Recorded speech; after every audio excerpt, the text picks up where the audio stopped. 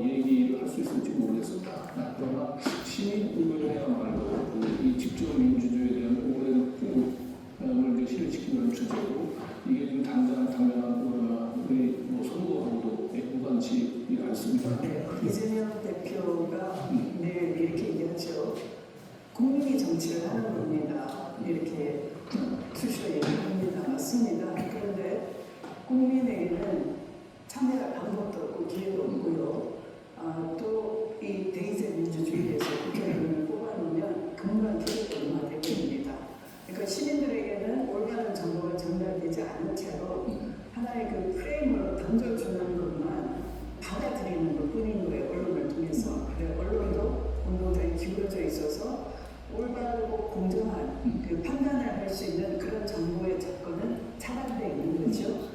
그래서 이걸 돌파하기 위해서 그러면 그 주권자면 국민이 헌법에 의하는 주권자인데 정보를 차단된 주권자, 참여의 기회가 봉쇄된 주권자, 또 기득권화된 대의제하의 국회의원들에 대해서 어떻게 해야 될 것인가 그 대안을 한 10년 전부터 모색을 해왔어요. 그것이 한 방법이 시민의회를 구성하자라는 것이고 사실은 이 시민의회는 우리가 그 촛불로 나라를 새롭게 재건하자라고 할 때부터 이미 그 실천적인 대안 방안으로서 이 토론이 되어 왔었는데요.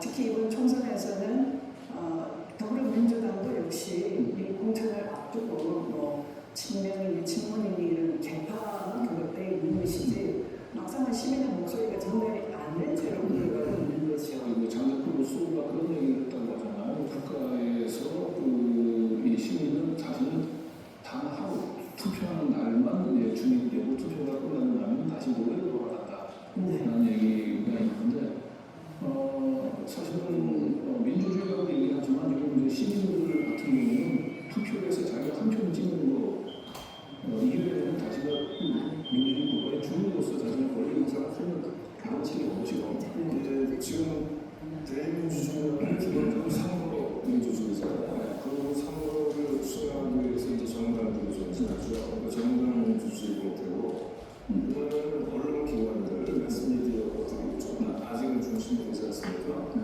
그리고 여론조사 민주주의예요. 맞습니다. 그러면 일반 시민들이 참여하는 거는 대표자를 한번 뽑고 끝이죠. 그러면 여론조사하고 왜 전화를 못 받지 않습니까? 실제로. 김정수 교수님이 선생님 제 프로그램에 포스트 부탁드립니다. 저희 거기 포스트 보내달라고. 이런 주제를 갖고 일반 국민 얘기 안에 들었잖아. 진짜 미니 국민 집단을 300명 보내달라고 왔는데 국민을 다니는 사람들을 보내달라고 쳐요. 민 안에 들었다는 그 사람 30시간에서 50시간 학습하고 토론한다고 쳐봐요. 그러면 방법이 나올 거 아니에요. 기후위기 어떻게 할 것이냐.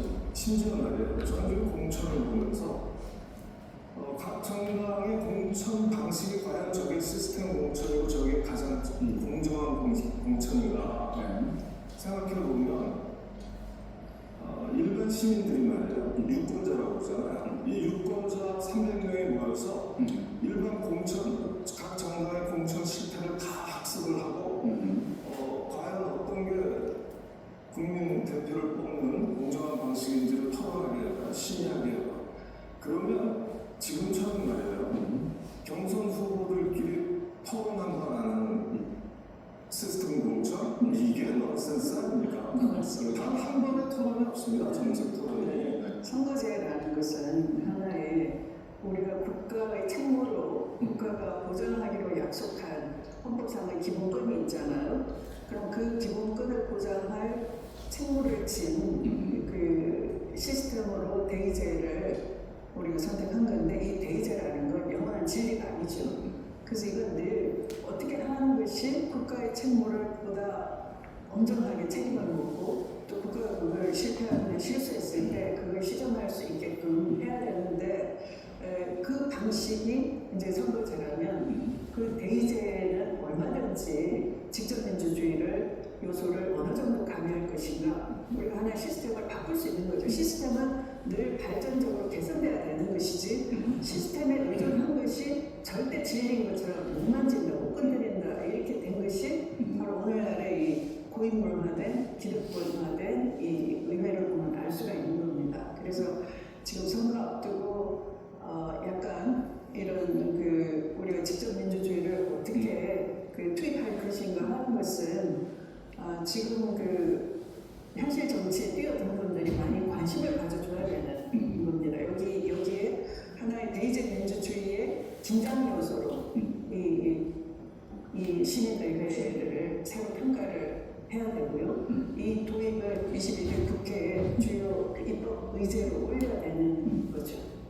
네, 그러니까 매주 이제 촛불 집회를 위해서 시청각 광장으로 나오는 시민분들 생각들이 높이실 할 거예요. 그리고 이제 윤석열 이 정권은 심판하긴 해야 되는데 민주당이 국회에서 하는 부분은 그냥 믿어지는 못하고 운동을 들어갈 수는 없으니까 이제 시청 앞에 모여서 얘기를 하는데 시청 앞에서 모였던 이 시민들의 목소리는 국회에서 어디로 전달하는 약간 공허하다는 느낌을 또 받을 수밖에 없잖아요. 그러니까 결국은 이 촛불 광장의 민심들을 이제 국회에 전달하는 그런 통로로서 역할을 할 수 있는 게 이제 시민 의회가 되지 않겠습니까? 이거는 헌법적으로 봐도 굉장히 잘못된 거예요. 우리 헌법도 마찬가지로 대중 참여가 완전히 봉쇄되어 있죠. 국민투표 조항, 그것도 대통령이 부여하는 국민투표만 참여할 수 있는데 지난 70년 동안 한 적이 없거든요. 그러니까 한 번도 일반 선거에 어떤 거에서도 어떤 사안에 대해서도 일반 시민이 결정권을 가진 적이 없었단 말이에요. 그 정도로 일반 시민은 오직 대표자만 뽑고 아무것도 못하게 하는 공천헌법인데 이것을 우리가 극복하자는 게 직접 민주주의죠. 국민 반환권 같은 걸 만들어내자. 또 시민의회 같은 여론조사 민주주의를 극복할 수 있는 방안을 한번 강구해보자. 민주주의를 불신하고 혐오하면 거기에 자라는 엘리트주의, 금권주의, 능력주의, 군사주의 이런 것밖에 없는 거거든요. 그래서 민주주의가 약한 곳에서는 보통 사람들, 일하는 보통 사람들, 특히 또는 일도 할 수 없는 보통 사람들의 권익이라든가 자유, 복지 이런 것들은 분할시킬 수밖에 없죠. 당연히. 그래서 지금의 그런 3중, 4중 위기 상황들, 보편적 인류적 위기가 있잖아요. 그런 인공지능으로 말미암은 부분이 있든, 팬데믹으로 말미암은 부분들, 또 에너지 고발, 그런 이산화탄소 문제로 되는 거. 그다음에 우리 붙이면 이제 미중 패권 경쟁에서 오는 한반도에 기가 막힌 상황들, 북핵 위기와 관련된 상황들, 이런 특수 위기들이 있단 말이에요. 저출생, 지역소멸 문제들 이런 거를 놓고 정치권이 뭘 하는지 모른다는 지금 생각이 너무 강하잖아요. 이걸 도대체 정치권이 하려면 어떻게 할 것이냐, 누가 할 것이냐. 오죽 답답하면 일반 시민들 300명이라도 정말 그대로 국민을 똑 닮은 사람들 300명 구성해서 이분들한테 전문가 붙여갖고 다른 관점에 전문가 붙여서 학습하고 수기하면 틀림없이 좋은 사회적 합의에 해당하는 한 10개, 20개 항목 정도가 권고로 나올 수 있다. 이렇게 한 길을 찾아보자는 거 아니에요, 지금? 그런데 시민회의가 갑자기 하늘에서 뚝 떨어진 거 아닙니다. 상당한 역사적 배경을 본 적이 있는데요. 이미 덴마크에서는 1960년대, 70년대에 과학기술 시민회의라는 그 국회의 자문기구로 형성이 돼서 거기에 참여하는 것은 전문가들이 아니에요. 주로 학생, 일반 시민들이 참여해서 과학기술에 대한 일반 시민들의 견해를 밝히면 그걸 국회가 수용해서 과학기술 정책을 수립하는 그런 과정들이 쌓아왔었고 2004년 내년에 캐나다에서 선거법 개정을 하기 위해서 주정부 단위에서 시도를 했습니다. 근데 그때는 너무 규정이 어려워서 그 규정을 돌파하는 게 거의 불가능한 규정을 만들어서 상당 거의 그 60, 70% 국민들이 지지했음에도 불구하고 그걸 법정을 시키지 못했어요. 근데 그 뒤에 그 세계적인 금융위기가 왔을 때 아일랜드하고 아이슬란드에서 이 금융위기를 어떻게 극복할 거냐 하는 과정에 시민의 모델을 만들어서 성공해내요. 그래서 상당한 성과를 가져오고 집행이 가능합니다. 그리고 그걸 이제 법적으로 유럽의 몇 개 대학이 그것을 법제적으로 연구해서 상당한 모델을 만들어가고 있는데 최근에 프랑스에서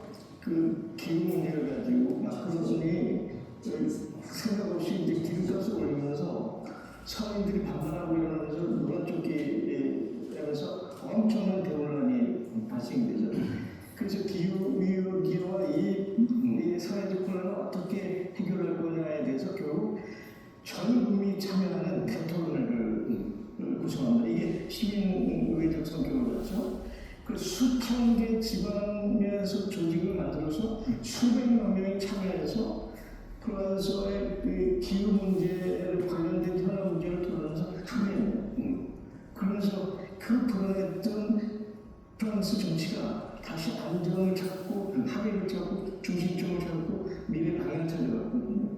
그러니까 시민의 하늘에서 터져진 게 아닙니다. 이미 지난 20년에 주로 유럽과 선진국가 중심이지만 그래서 이런 결과를 놓고 OECD가 선언해요.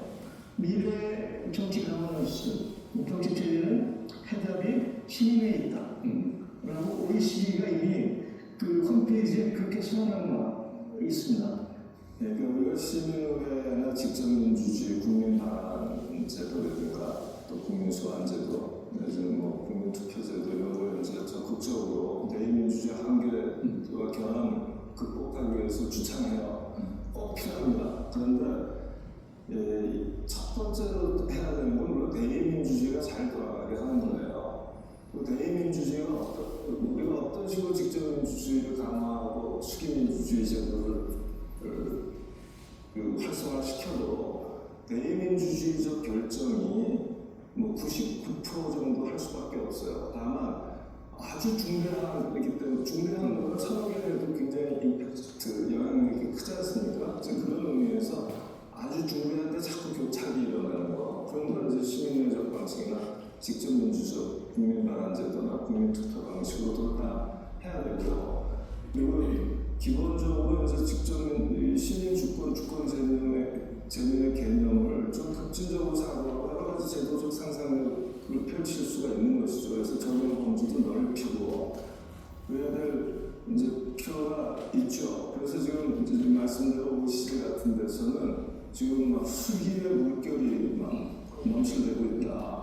그래서 그런 지금의 대의민주주의 극복에 아주 중요한 도구의 하나로 이 시민의회를 주목하고 그런 그 시민의회보다 좀 작은 뭐 시민위원회, 시민참여위원회든가 아니면 시민의회든가 시민대신제 이런 것들과 더불어 지역 문제는 물론이고 아까 과학기술 말씀하셨잖아요. 사실 과학기술만큼 전문가 영역으로 치고되는 게 없거든요. 그런데 그렇지 않단 말이에요. 또 한번 윤리적 문제가 다 있기 때문에 그래서 과학기술 문제라든가 안보 외교 문제 이런 것들 또는 경제정책 문제도 사실 우리가 경제민주주의, 과학기술민주주의, 문화민주주의 이런 얘기를 하는 이상은 일반 시민들의 목소리를 듣고 특히 인스턴트 목소리가 아니라 충분한 정보를 가지고 학습하고 심의한 서로 토론해서 나온 그래서 어느 정도 사회적 합의라고 볼 수 있는 한 7, 80%의 사람들이 동의하는 그런 정도의 사안을 모아낼 수가 있거든요. 만약 이렇게 되면 국회에서는 이른바 엘리트들 중심으로 논의들을 막 진행해 나가고 근데 이 사람들이 여러 가지 못하는 것들이 많잖아요. 다 알고 있는데 그래서 그런 부분에 대해서 과감하게 민주적 공간을 열어놔줘야죠. 많은 사례와 데이터들을 분석해보면 전문가들이 결정했는데 훨씬 더 우리와 차이가 많았습니다. 네. 그런데 일반 아무것도 모르는 일반 시민들이 만들어낸 아무 전문 영역이라도 일반 시민들이 모여서 수기를 거쳐서 지혜를 모아서 결정한 것이 훨씬 우리가 좋아하고 올바른 판단이 나왔다는 많은 연구가 있거든요. 그래서 전문 집단은 결정권을 갖는 게 아니라 자문 역할만 하는 거예요. 팩트를 알려주고 데이터를 제공하고 정보를 제공해 주는 데서 전문가 영역이 넘어가야 되고 결정은 주권자예요. 유권자예요. 맞습니다. 일반 시민들이 결정하는 게 훨씬 하모닉하고 지금 따르는 게 많은 연구 보고서에서 이미 입증되고 있습니다. 미국의 정치 학회자는 4년인가 했고 하버드 명예교수도 있는 맨스 브리지라는 여성학자가 있어요. 거기서 뭐라고 그랬냐면 아까 제가 얘기한 걸 똑같이 해줍니다. 이미 서양의 정치 체제의 가버넌스는 끝물이다. 탈출구가 없는데 이제 그 자기 영향을 상실했다. 그러면서 새로운 출구를 찾아야 되는데 서구사에서는 이 출구를 만들 경력을 발견하지 못했다. 근데 웨스트브리지 교수가 보니까 한국이 있더라. 네. 한국이야말로 이 21세기 인류의 절대적 과제, 경제 시스템을 새롭게 변화시키고 출구를 찾는데 대한민국만큼 더 적절한 나라가 없다는 걸 고백을 했어요. 우리나라에 와서. 이 시민의회를 우리가 말하자면 한 걸음씩 전개시키면 다시 전 세계가 오르는 역시 대한민국, 다이나믹 코리아. 주권자의 효능감이 대한민국 현대사만큼 강했던 나라는 없습니다.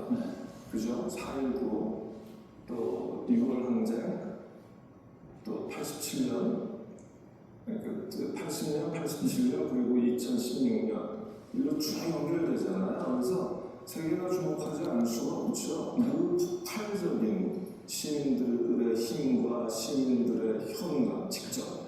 그리고 이것을 돌파해야 된다. 지금 우리가 누리는 민주주의에 절대 만족하지 않고 또 우리가 갖고 있는 인류 보편사적 위기 플러스 대한민국 사회의 몇 가지 특이한 위기들을 치고 나가려면 더 강한 민주주의, 고에너지 민주주의가 필요한데 지금처럼 시민 참여를 제도적으로 억제하고 있는 민주주의로는 그런 헌법과 제도로는 도저히 돌파할 수가 없다. 이런 자각들을 갖고 지금 개병민주주의까지 얘기하게 되니까 대의민주주의는 우리가 그냥 그 문제로 도입한 거예요. 사실은 실질이 없이. 그래서 그걸 실질화하는데 몇십 년의 민주화 투쟁을 거친 거잖아요. 그러나 우리가 수위민주주의, 직진민주주의를 가미하고 그 힘으로 대의민주주의를 더 튼튼하고 효과적으로 만들면서도 시민 참여를 활성화해서 정치의 온도, 속도를 높여서 민중이 원하는 바를 바로바로 내놓을 수 있는 그런 민주정치를 만들어야 되거든요. 우리가 공짜 정치는 없다라는 것은 잘 알고 있습니다. 응용을 하자면 공짜 민주주의도 없다 이렇게 말씀드리고 싶습니다. 게으른 시민 사회가 있으면 민주주의 수준이 떨어지는 거고요. 정부가 궁금하고 계속 토론하고 또 공부하면서 또 한 단계 업그레이드하고자 하는 시민적 노력이 있으면 민주주의가 다른 나라와는 전혀 다른 차원의 민주주의를 우리가 만들 수 있는 겁니다. 그래서 시민의회가 우리 민주주의를 높여서 우리 시민이 바라는 사회 그것을 만들 수 있다 하는 이 긍정의 에너지를 이 속에 투입할 수가 있는 거죠. 시민의회를 많이 응원해 주시고 기대해 주셨으면 좋겠습니다.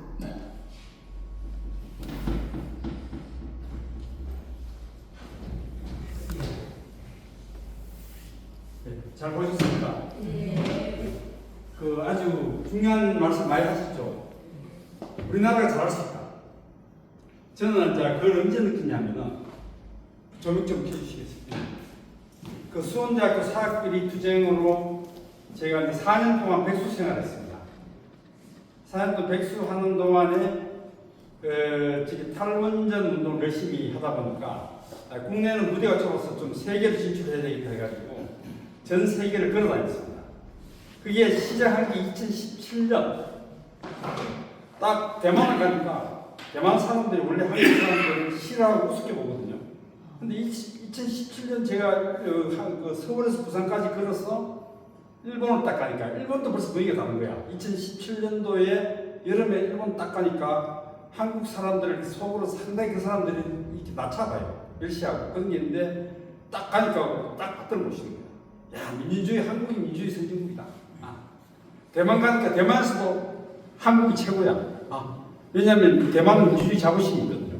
근데 그런 나라에서 한국 보니까 기가 막히고. 아니, 몇백만이 되는 사람들이 그냥 매주 나와가지고 반년 동안 그냥 줄기차게 하는데 사람 하나 안 다치고 말끔하게 해가지고 정권을 바꿔버렸어. 기가 막히게 인류 사회에 지배했던 거예요.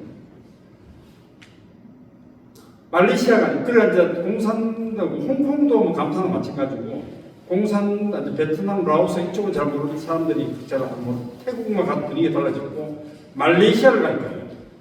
저를 딱 보더니만 아이고 존경합니다. 이게 넘버원. 말레이시아에서 만난 프랑스 여자 두 사람 또 따봉이야. 한국 코리아 최고. 그래서 제가 가다가 걸어가면서 땀 흘려서 걸어갔다 돈도 많이 받았습니다. 모자돈. 고생한다고 탈론. 그래서 신나게 2017년도 한 해 동안 정말 신나게 걸어다녔습니다. 신나게 걸어다니다가 복직이 돼가지고 이제 와가지고 했는데,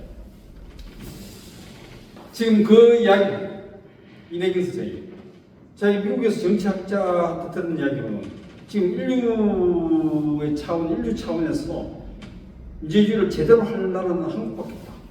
그 이야기를 하잖아요. 제가 보고 있습니다. 지금 우리 일시적으로 이상한 정권이 돼서 그렇지, 뭐 원래 그 요요 현상이 있는 거 아닙니까? 민주주의도 요요 현상이 있으니까 뭐 잠시 그냥 맡겼다고 생각하고 되찾으면 건 우리가 이제 제대로 된 길을 가느냐 어떠냐. 오늘 시민의회 이거는 뭐냐? 아까 말씀드렸지만 대리운전하는 거 가지고는 더 이상 이 세상의 복잡한 문제를 풀 수가 없다. 네. 세상이 지금 엄청 복잡해지지 않습니까? 경제 규모도 커지고 지구를 파괴하는 규모다. 질적으로 양적으로 더 심각해지고, 이래 가만히 자본의 횡포에 가만히 놔둬가지고는 그 대리운전하는 사람들 거기 휘말려가지고 지멋대로 굴고 있다. 아, 이거 안 되겠다. 이게 되찾아야겠다. 이 서구에서 자각을 한 겁니다. 자각. 물론 제일 처음에 효시가 되는 건 캐나다에서 고든 캠벨이라는 브리티시 컬럼비아 주지사가 자기가 뭐 선거를 해보니까 선거지에 모순이 있어가지고 선거제 모순점을 푸는 방식을 시민의 방식으로 풀기 시작했어요.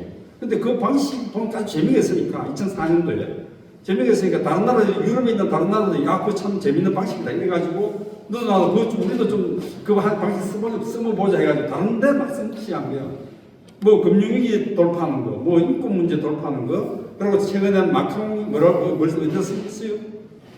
기후위기 문제를 다루는데 시민의 방식. 그래서 기후시민의회를 만들어가지고 운영을 합니다. 그걸 법제화시키지 않았지만 거기서 많은 정책이 나와가지고 프랑스가 그걸로 끌고 가고 있죠. 영국은 프랑스만큼은 자유자재로 의제를 주진 않았지만 주어진 의제를 가지고 의회가 시민의회를 소집해가지고 그 제도권 의회가 소집해가지고 운영을 했습니다. 지금 아이슬란드는 성공적인 사례가 있고요. 그리고 유럽에서 아주 재미를 보고 있어. 최근에 벨기에는 그보다 한수 더 떠가지고 의제 설정 기능까지 시민의회가 우리가 지금 국가적으로 나타낼 대사가 뭐냐 하는 의제 설정 기능까지 넣어가지고 가장 첨단적으로 치고 나가고 있습니다. 그런 이제 상황이 있는데, 제가 이걸 보면 왜 저는 전공이 도시계획인데 왜 여기 관심을 갖게 됩니까? 여기가 이제 중요한 대목 중입니다. 탈원전 운동한다고 거기를 딱 가보니까 그게 2014년도예요. 2014년도 잠깐만 봅시다. 2014년도인데 지금 카톡으로도 이제 보시면 나오지만은 그 사진이죠. 이 도시가 블레펠트라는 도시. 이거 한 30만 정도의 도시인데 블레펠트라는 도시를 딱 방문하니까 이거 설명한 사람이 그 환경부시장이에요. 환경부시장. 독일은 부시장이 환경부시장이 있고 무슨 부시장이 많아.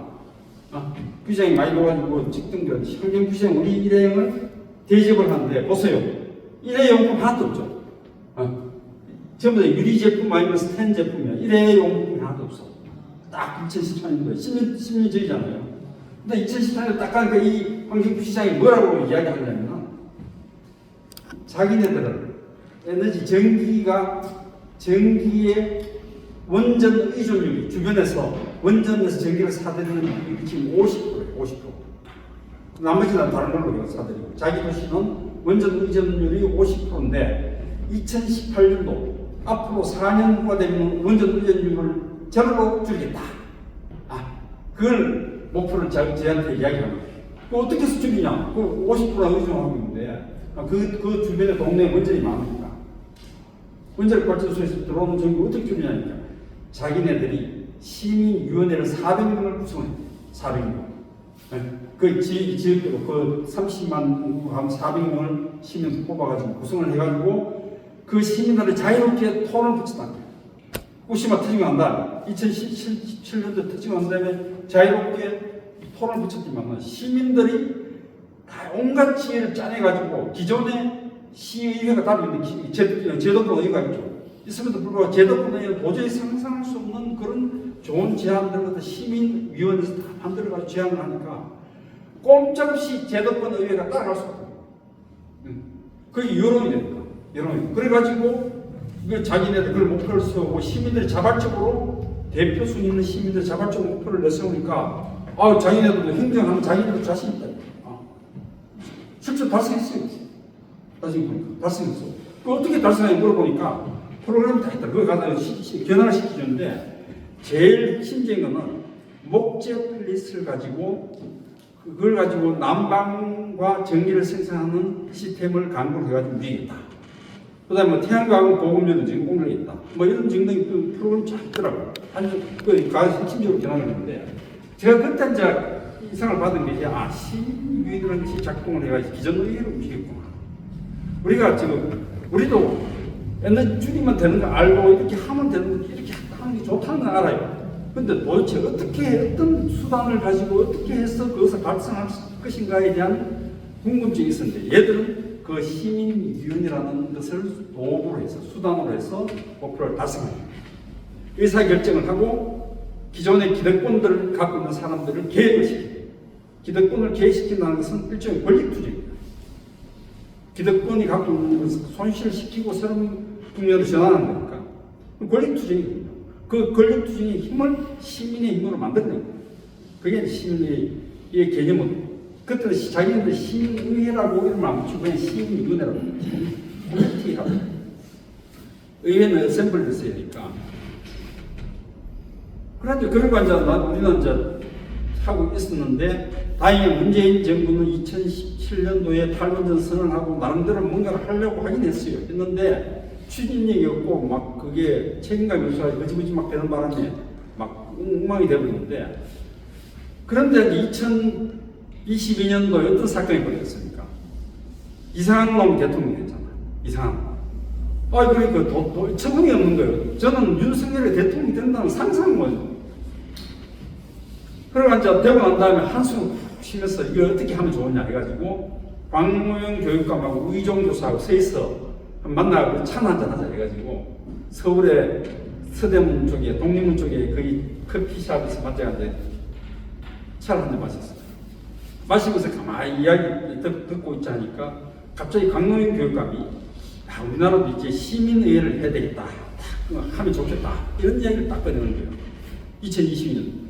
그래서 이거 얼씨구야 웬일이냐 이래가지고 사람을 이 투합하기 굉장히 쉽지 않거든요. 생각하는 게.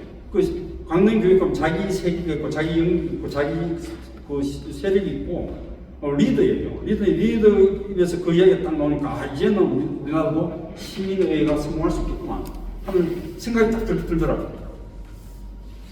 그래서 저는 이제 그 시민 방금 제가 카톡에다가 보내준 글은 2018년도 2020년도에 쓴 거예요. 촛불혁명을 그냥 풀리지 말고 시민회를 만들자 하고 그때 7년 전에 나왔을 적에 그 제안을 했었는데 그 제안을 해도 촛불혁명 주도한 세력에서 반응이 없어. 안진걸 씨한테도 이야기하고 누구한테도 이야기하고 이거 그냥 하지 말고 촛불혁명 했으면은 그냥 문재인 정부만 탄생시키러 끝내지 말고 시민회를 만듭시다. 그 이야기 했는데 많이 동풍이야. 그러다가 이제 했는데 2022년도에 광무영 교육감이 바로 그 이야기 딱 하니까 이제 됐다 해가지고 딱 보니까 이제 그 전에 연구를 하신 분들이 많았어요. 녹색평야도 김종철 선생이 이제 집단이 되고 그 대표적인 인물이 이제 지금 제가 잠깐 소개를 해드릴게요.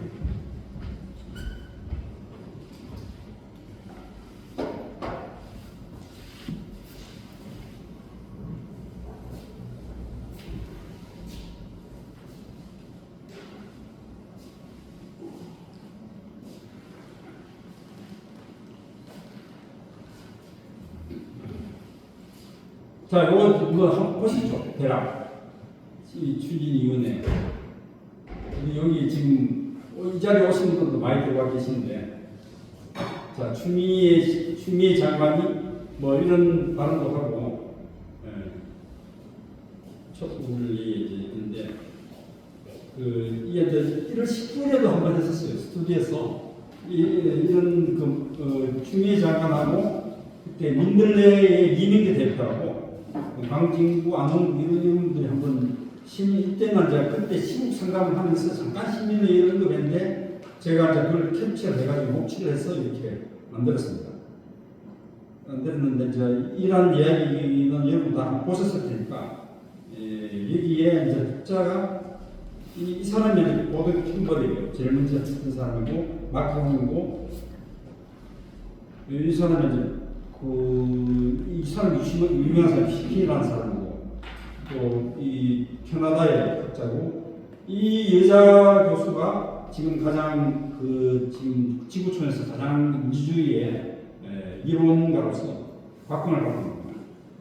이게 활동가도 있고 또 이렇게 조사를 해보면 아주 뛰어난 인물들이 많아요. 시민의회. 이분은 한국계에 어릴 때 입양을 갔는데 지금 벨기에 대학의 교수가 되었고 교수가 되고 지금 한국에 옵니다. 한국 옵니다. 그래서 이제 23일 집단을 하고 있는데 강릉교육감 외에 또 이내경 다른 인사장도 이 부분에 대해서 굉장히 많은 연구를 했어요. 각자로 그 공부도 많이 하고. 근데 국내에서는 김상준 교수가 2004년도부터 연구를 했습니다. 연구를 해가지고 이론 책조 저서를 내고 시민의회에서 그 다음에 오현철 교수라고 전북대 교수도 논문도 많이 발표하고 이징훈 교수도 유명하죠. 이징훈 교수는 옛날에 양신선한 이징훈 중이라고 해요. 아주 유명하신 분입니다. 이분이 또 시민의회에 대해서 연구를 했고 이분이 그 이야기하는 게 굉장히 심도가 있습니다. 고대 아테네의 그 집집민주주의의 시스템을 연구를 해가지고 그 추천과 수기, 추천제를 해야지 제대로 수기를 하십니다. 지금 선거제를 해갖고 수기를 못하고 제대로 된 심도 있는 검토를 하기가 불가능하다. 그런 이야기. 추천해야 된다. 그래서 이제 그거를 해서 제가 이제 요게 방송을 한 거죠.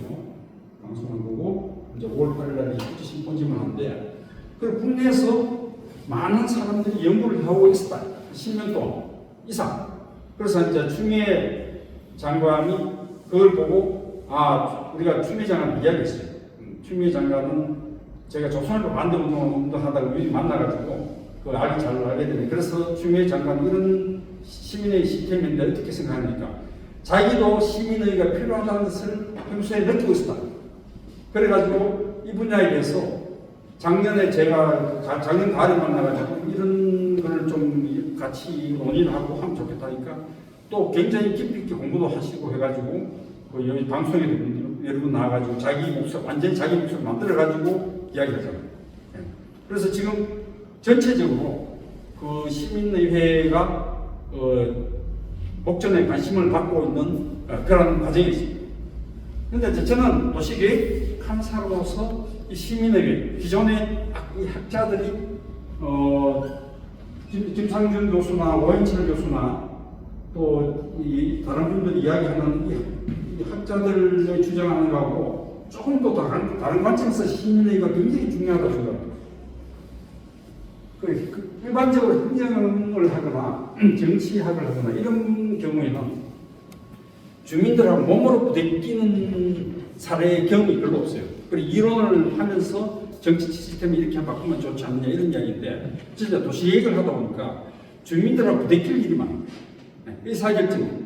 그러면 이게 의사결정 과정에서 갈등이 일어나는 과정에서 합리적인 의사결정 과정이 뭐냐 끊임없이 고민할 수밖에 없는 그런 전문 영역이다. 그러다 보니까 시민의회를 놓고 보니까 굉장히 의사결정하는데 굉장히 중요한 장치다 하는 것을 생각을 해요. 크게 제가 생각하는 한 5가지 정도 되는데 이거는 기존의 학자들이 이렇게 이야기하지 않는 건데 제 관점에서 풀어서 오늘 이 자리에서 말씀드립니다. 첫 번째는 그 시민의회가 왜 좋은 의사결정 측면에서 필요하냐 보면 첫 번째는 의사결정에 대한 수요가 의사결정에는 권력이 또 다른 표현이거든요. 의사결정을 한다는 건 권력이 또 다른 표현인데 거기에 대한 수요가 옛날에 비할 것 없이 커졌다. 수요가. 의사결정에 대한 수요가 커졌는데 그것을 공급해주고 커버해주는 감당해주는 장치가 너무나 빈약하다. 지금과 같은 삼권 분립, 지방자치제 이런 수준 가지고는 이 복잡성에 대응할 수 없다. 권력의 수요가 왜 커졌냐? 경제 규모가 커졌고 IT 기술이 발전해가지고 개개인의 능력치가 엄청나게 커졌다. 과거 여러분이 보십시오. 개개인 자기 스스로의 능력 생각해보세요. 지금 현재 스마트폰을 가지고 할 수 있는 일은 남았습니까? 문장도 쓰고 교신도 하고 발신도 하고 대답도 하고 영화도 보고 오만 걸 다 하지 않습니까? 여기서 이거 하나. 그 예전에 생각할 수 없었던 능력이 이 세상에 자기 영향을 미치고 있고 또 커뮤니케이션을 하고 교신을 하고 있고 의사결정에 관여를 하고 있고. 근데 가장 중요한 정치 체제는 아주 100년 전, 200년 전에 만들어진 상권분립 체제 그대로 지금 가고 있고 사법, 행정부 전부 다 대리운전하는 시스템 아닙니까? 그걸로 해석하는데 도저히 이 개인의 능력치 극대화된 이 부분에 대해서 지금 대리운전하는 이 수준 가지고는 도저히 의사결정에 대한 수요를 만족시킬 수가 없다. 그런 세상입니다. 그 다음 두 번째 제가 생각하는 시민의회가 좋은 건 뭐냐면 국민들이 직접 참여하면서 우리가 정책적으로 우선순위를 결정하는 의제 설정 능력이 대리운전하는 것보다 대의제보다 훨씬 더 탁월하다. 의제를 무엇이 중요하고 무엇이 중요하지 않은가. 대통령한테 맡겨놓고 국회의원한테 맡겨놓으면 그 사람들 맨날 보면 가는 데는 안 걸고 자기네들이 하고 싶은 것만 하잖아요. 그리고 또 언론 보안해동 해가지고 조중동 보안해동 해가지고 이상한 방향으로 끌고 가고 정작 지금 양극화가 돼가지고 지금 국민들이 경제적으로 굉장히 핍박을 받고 있는데 이 문제를 풀어갈 수 있는 합리적인 방법을 찾아가야 돼요. 예를 들어서 이재명 대표 같은 경우는 기본소득으로 해가지고 국민들한테 관심을 모으고 기대를 많이 받았는데 이상하게 당대표가 되면서 정치적인 뭔가 격동에 휘말리면서 그런 부분을 지금 소홀히 하고 지금 손을 놓고 있잖아요. 지금 우리가 그런 거를 갖다 시민회의가 있다면 우리가 지금 급한 건 이건데 이걸 할 수 있는 방법을 제도적인 방법을 찾아서 하자. 의지를 제시할 수 있는. 요즘같이 남북관계에 긴장이 있을 때 미국이 이상하게 간섭하고 일본이 이런 식으로 왔을 적에 한반도 문제에 대해서 시민들의 목소리를 반영하는 시스템을 가져야 되는데 지금 못 가지고 있다. 그래서 그런 의제 설정을 할 수 있는 그런 그 기능이 시민의회는 갖고 있다. 빌리펠타카 환경시민위원회 그게 바로 결정적인 사례죠. 중요한 사례다.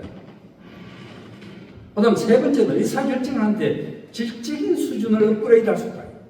왜냐하면 정책으로 결정하기 전에 미리 검토해 볼 수 있다.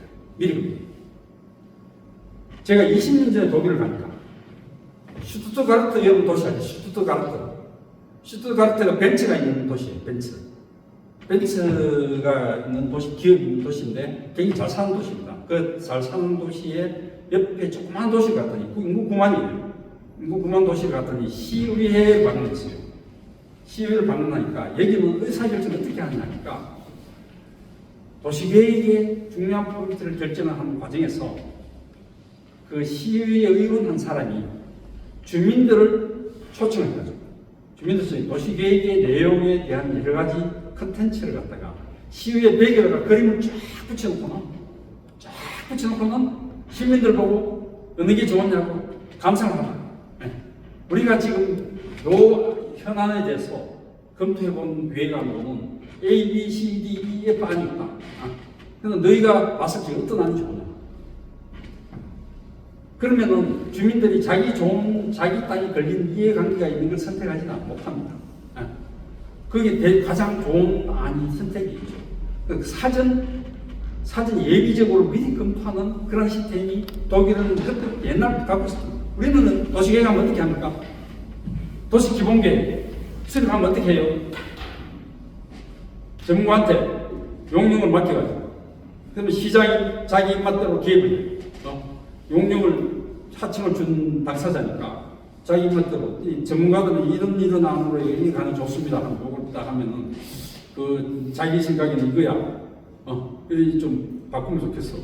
안 바꿀 수 없어요.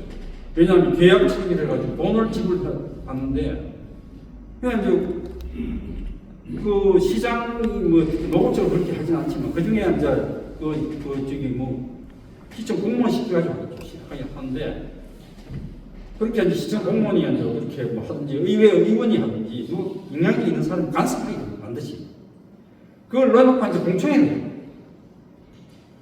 계획안을 짜가지고 공청회를 하고 난 다음에 또 어떻게 하죠? 공청회 하고 난 다음에 공청회 의견이 나오면 그거 가지고 이제 하는데 공청회는 요식이가 될 가능성이 있죠. 근데 그 기본계의 의견에 반대하는 사람이 등장하면 어떻게 됩니까? 공청회장이 아수라장이 정식적인 회의가 안 돼요. 그래서 도시기본계획 끝나고 나면 도시관리계획을 하면은 법적으로 선을 끊게 되니까 자기이해관계에 민감하잖아요. 다른 계획이 아무리 좋아도 내 땅에 뭐가 잘못된 게 뭐 쓰레기장이 있다거나 뭐 이러면 안 돼. 그 님비라고 그러죠. 님비. 그런 식으로 해서 도시계획 사전 검토가 불가능합니다. 그런데 사전 검토하는 것이 예를 들자면 사전 검토, 미리 검토하는 것은 의사결정의 질을 업그레이드하는 데 굉장히 중요하다. 시민의회가. 그 다음에 저는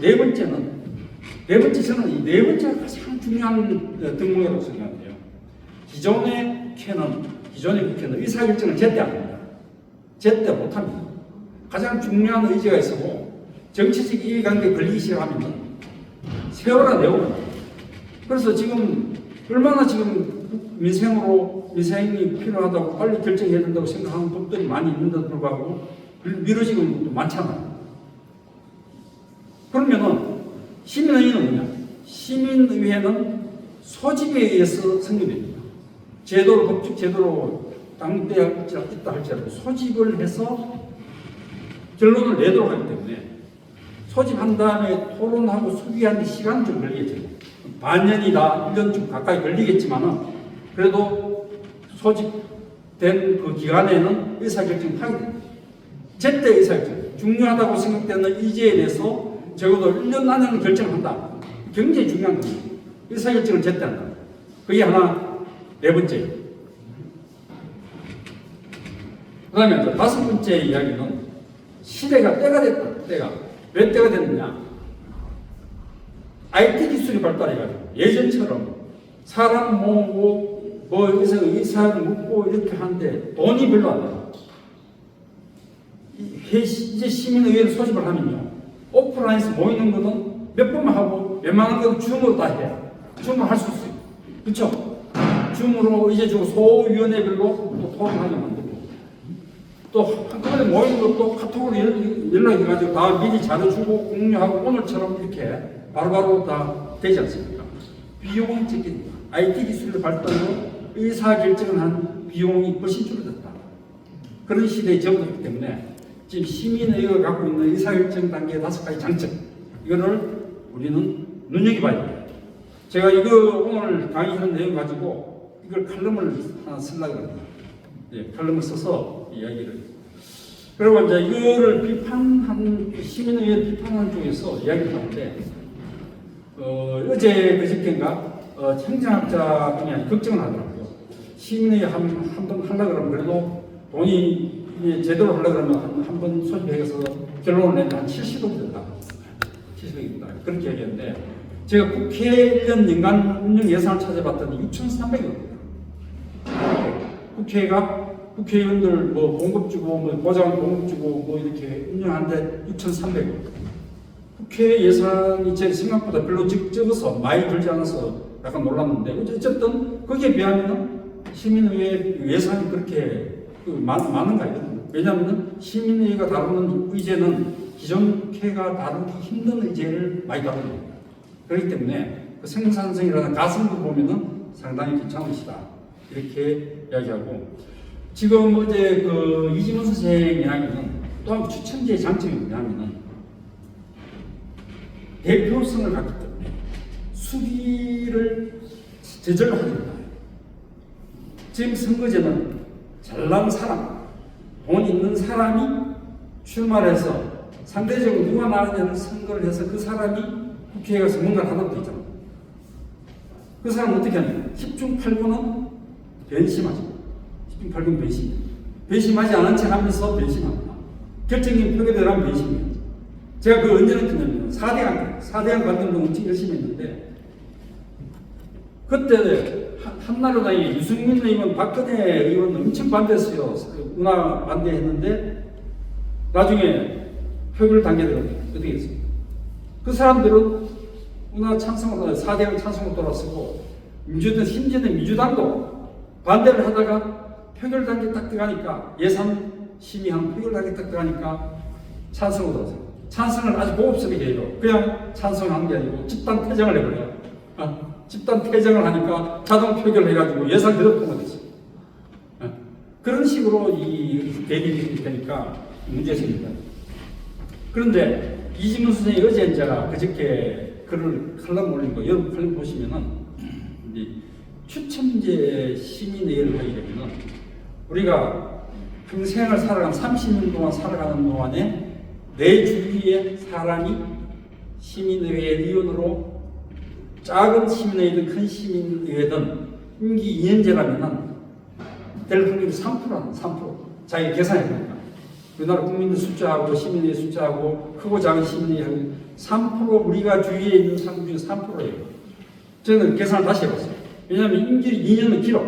임기 1년만 하면 돼요. 시민의회는 임기 1년만 하면 돼요. 임기 1년이면 6%잖아요. 6%면은 정말 내가 6%면은 20명 거의 20명 중에 한 명이죠. 내가 아는 주위에 20명. 그럼 한마디 할 수 있는 거야. 야, 너 시민의 의원 이번에 뽑혔다며? 야, 평소에 내 생각이 이거야. 막 주위에서 다 이야기할 수 있어. 그죠? 이게 굉장히 어려워요.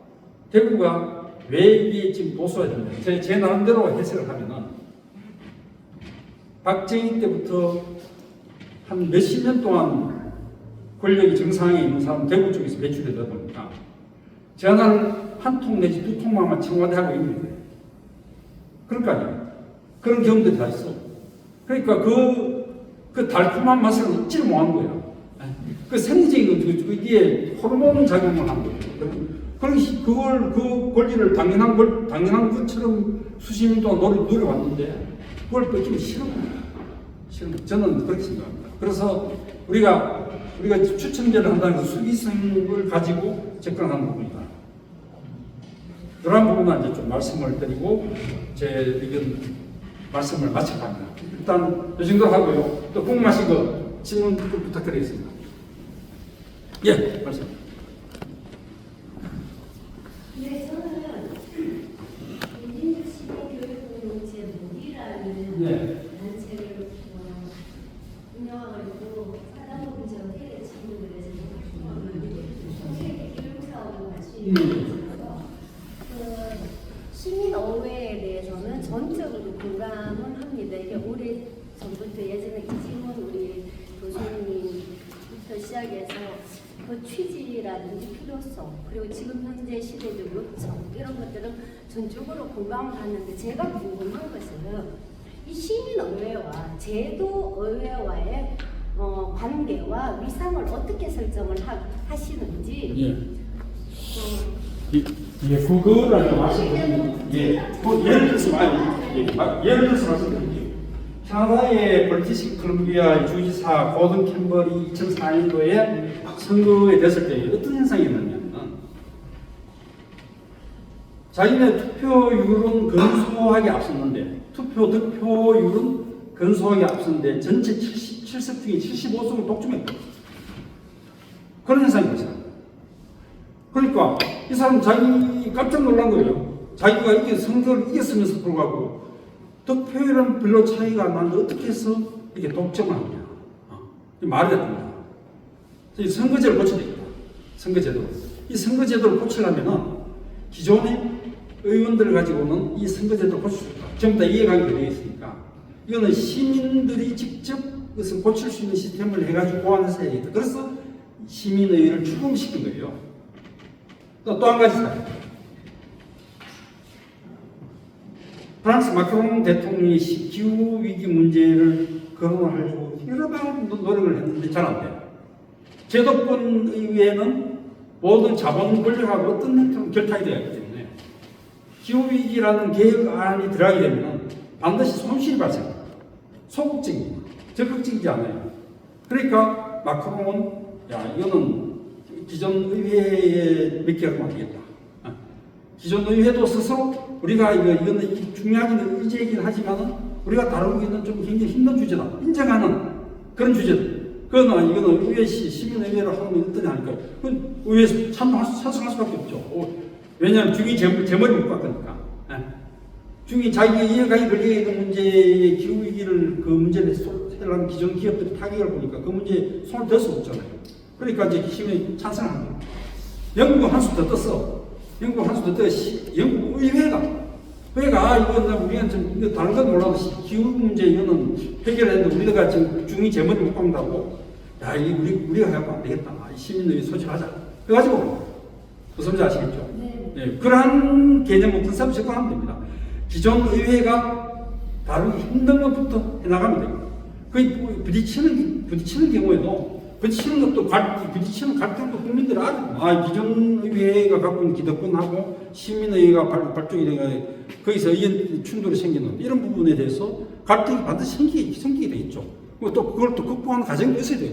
그런 자리가 잡힌 거죠. 그렇게 봅니다. 예. 또 다른 데. 시민의 구성은 그 행정부 쪽과 방안이 이게 시민의 법을 만들기 나름입니다.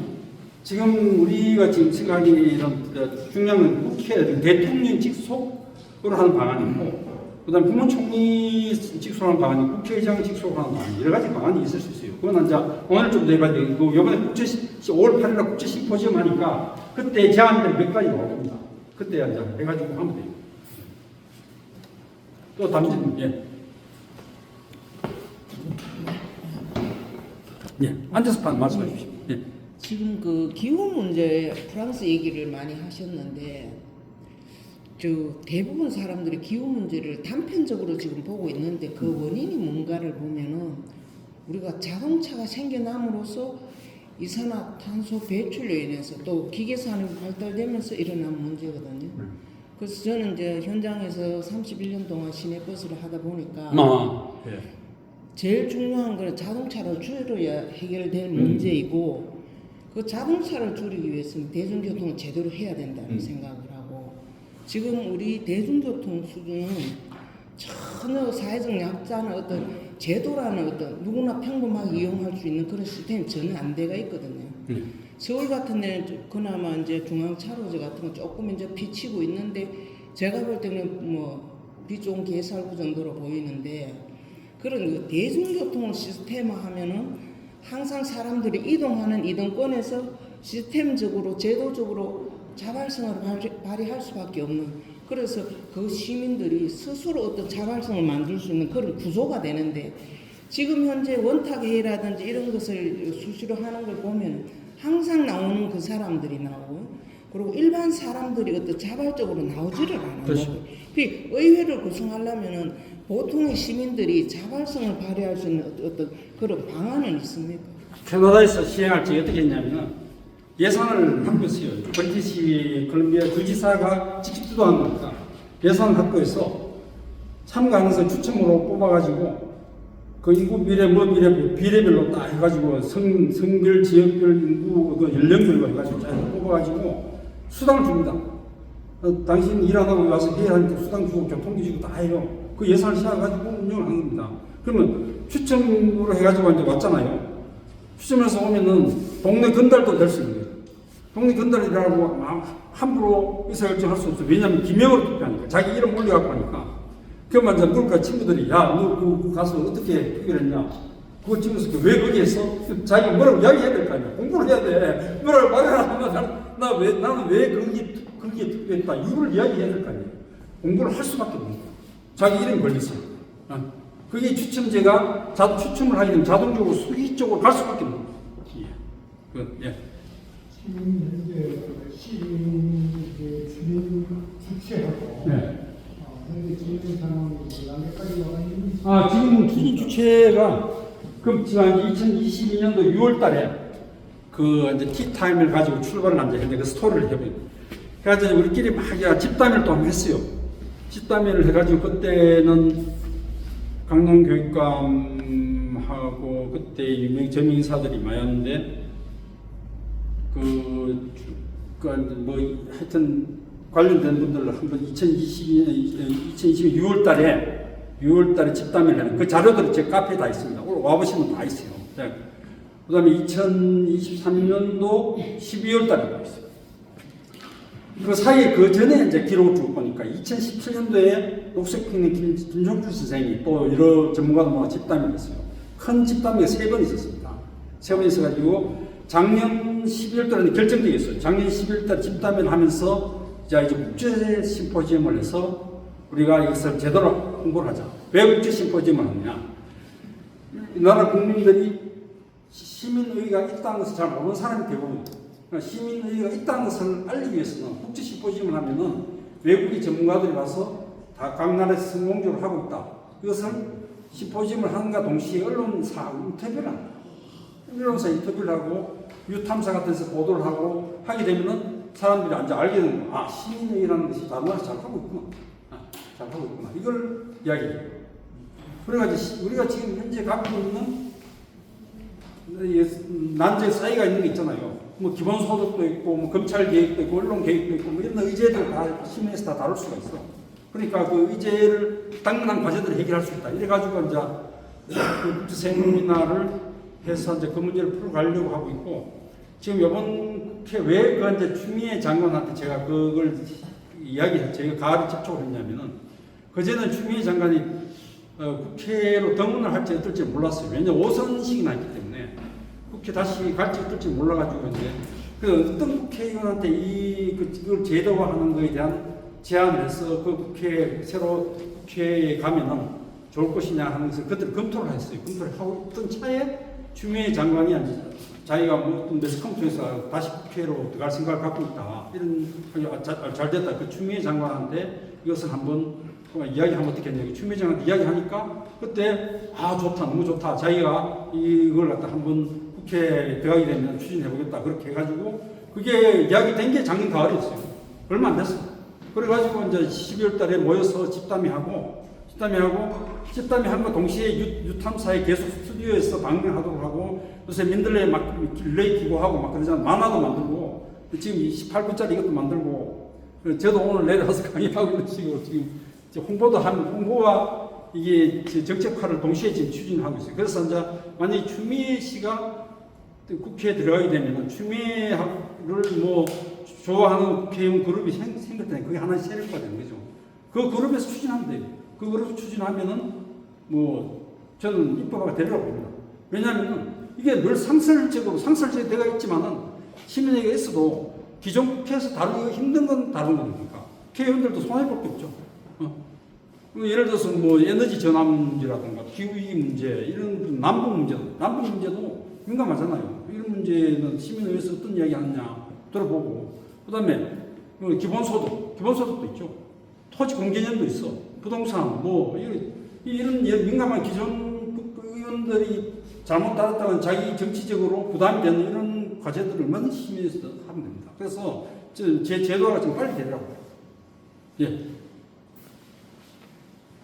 예, 우리 유원영 교수님 진짜 열정적으로 지금 활동을 하고 계신데 저도 얼마 전에 충북여론을 갔다 오는데 여기서 박흥식 감독님을 봤어요.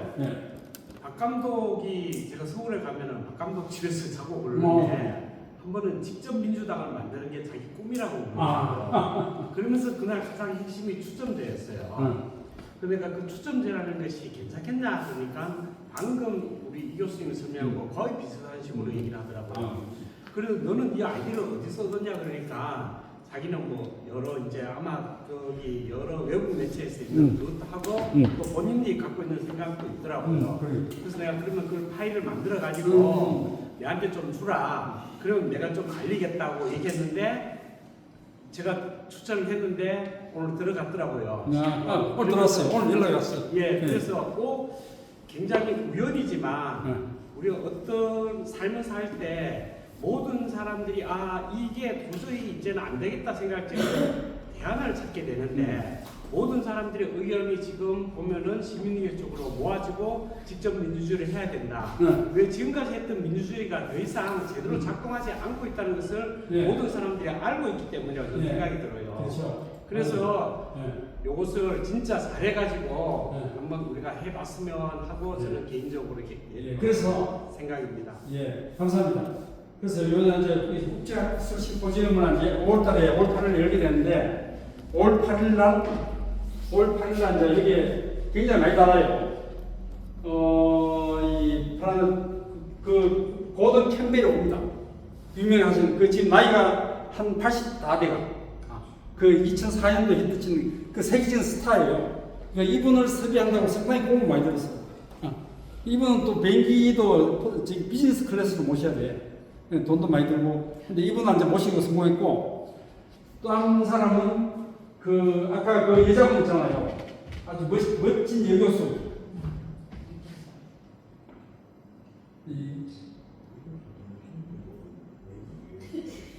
이분도 이제 초청을 했어요. 이분이 누구냐면은 저기 그 예를 대하게 헬렌 랜드머 세계적인 스타일. 세계 민주주의 이론의 대가예요. 그래서 이 사람이 그 시민에게 성공할 요건에가 5가지 요건 해가지고 있는데 그것도 지금 이대기선에 클럽에 썼어. 제가 카톡에 올렸습니다. 카톡방에 읽어보시면 돼. 그래서 이제 이분은 이제 수업 중에 그때 그 시기가 강의 중에서 오기 힘들다. 자기가 학과장을 맡고 있기 때문에 그 대신에 영상으로 참여했다. 그래서 이분 그렇게 이야기했고, 그리고 이분이 이제 누구냐면 이분이 뮤샹. 이 사람은 벨기에 시민회의 선두주자인데 시민회의를 어떻게 운영할 것이라는 것을 핸드북을 책을 만들었어. 매뉴얼을 만들어. 근데 시민 운영하려면 A, B, C, D, F, Z까지 쫙 정리해가지고 책을 내요. 논문도 무지무지하게 맛있어요. 이 사람을 제가 이 사람을 인터넷에서 다 검색하면 딱 이 사람 괜찮아요. 시민의회 전공한 학자들도 이 사람이 있는 줄 몰랐어요. 제가 이 검색 능력이 좋아가지고 이 사람을 딱 뽑았어. 이 사람은 한국 사람일 것이다. 한국 사람이 민유샹. 성인은 이름인데 민자가 들어갔어. 그래서 이 사람 논문도 무지무지하게 많이 쓰고 책도 또 해가지고 이 사람을 섭외를 하자 해가지고 그 우리 멤버 중에 준비인지 한 사람이 김상진 교수가 연락을 하니까 이 사람 감격이 겨워가지고 아직 한국에 한 번도 안 가봤다는 거야. 자기 한국 사람. 그래가지고 그 가족들 다 데리고 이번에 올달. 그래가지고 그 아주 재밌는 회의가 됐다. 그래서 이제 이게 비용이 국제 심포지엄은 돈이 많이 들잖아요. 그러면 돈을 어떻게 마련할 것이냐 이걸 이제 이야기하는데 그부터 이제 그 추장관하고 강릉교하고 저하고 앉아서 이야기하는데 그 걱정부터 먼저 하는 거예요. 야, 국제 심포지엄은 돈이 많이 드는데 어떻게 하냐? 3천만 원 정도 모자. 어떻게 모냐? 제가 아이디어를 냈어요. 제가 옛날에 많이 돈 모아봤잖아요. 그래서 100명이 있어 30만 원씩 내면 3천만 원이다. 그래가지고 지금 이 방에만 해도 들어오신 분이 많아. 송필경 선생님 들어오셨어. 박수 한번 보내주세요. 그 다음에 이호준 선생님 들어오셨어. 이호준 선생님 이래서 그러니까 안철택 선생님 들어오셨어. 그래서 이 방에만 지금 많은 분이 들어오고 지금 현재 100명 중에 62명이 들어있어. 그 저기 안철택 선생의 친구분 박영식 감독이 오늘 들어왔어. 그래서 오늘 이 방에 계신 분들 오늘 강의 들으신 분들 앞으로 저는 더 들어오실 것이라고 생각합니다. 맞죠?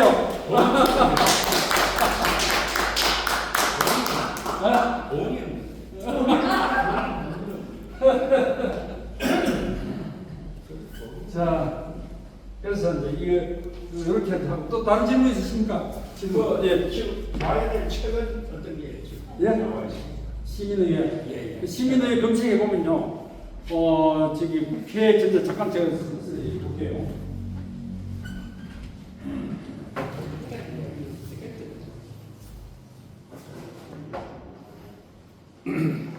김상준 선생님이 쓴 책이 있어.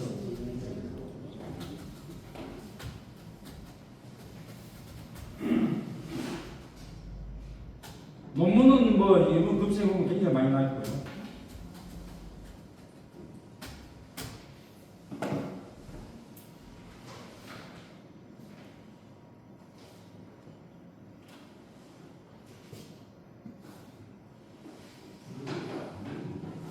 여기다.